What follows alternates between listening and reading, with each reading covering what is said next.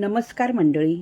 घरच्या घरी पावभाजी मसाला कसा बनवायचा त्याची कृती आणि साहित्य सांगायला मी सुरुवात करते. सुरुवातीला कृती पाहूया.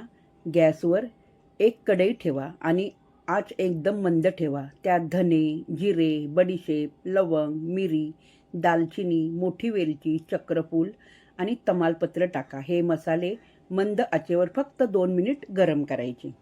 कुलिंगसाठी भाजलेले मसाले एका ताटात काढून पूर्णपणे थंड होऊ द्या. मसाले गरम असतानाच दळले तर मिक्सरच्या उष्णतेने त्याचा सुगंध उडून जातो. ग्राइंडिंगसाठी गरम मसाले आणि पावडर मसाले. भाजलेले मसाले थंड झाल्यावर मिक्सरच्या भांड्यात घ्या. आता त्यात काश्मीरी लाल तिखट, आमचूर पावडर, सुंठ पावडर, हळद आणि काळं मीठ टाका. ग्राइंडिंग टिप: मिक्सर संलग्न चालवता पल्स मोडवर चालू बंद करत दळा. यामुळे मसाल्यावरचं नैसर्गिक तेल गरम होत नाही आणि सुगंध छान टिकतो. फिनिशिंग टच: मसाला बारीक झाल्यावर चाळणीने चाळून घ्या.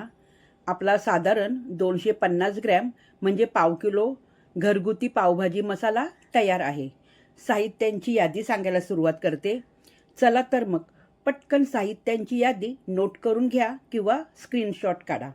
धने 4 मोठे चमचे, जिरे 2 मोठे चमचे, बडीशेप 1 मोठा चमचा, लवंग 10 ते 12 नग, काळी मिरी 1 मोठा चमचा, दालचिनी 2 मध्यम तुकडे, मोठी वेलची 3 ते 4 नग, चक्रफूल 2 नग, तमालपत्र 4 ते 5 पाने, काश्मीरी लाल तिखट 3 मोठे चमचे छान रंगासाठी, आमचूर पावडर 2 मोठे चमचे चटपटीत चवीसाठी, सुंठ पावडर 1 मोठा चमचा, हळद 1 लहान चमचा, काळे मीठ 1 मोठा चमचा.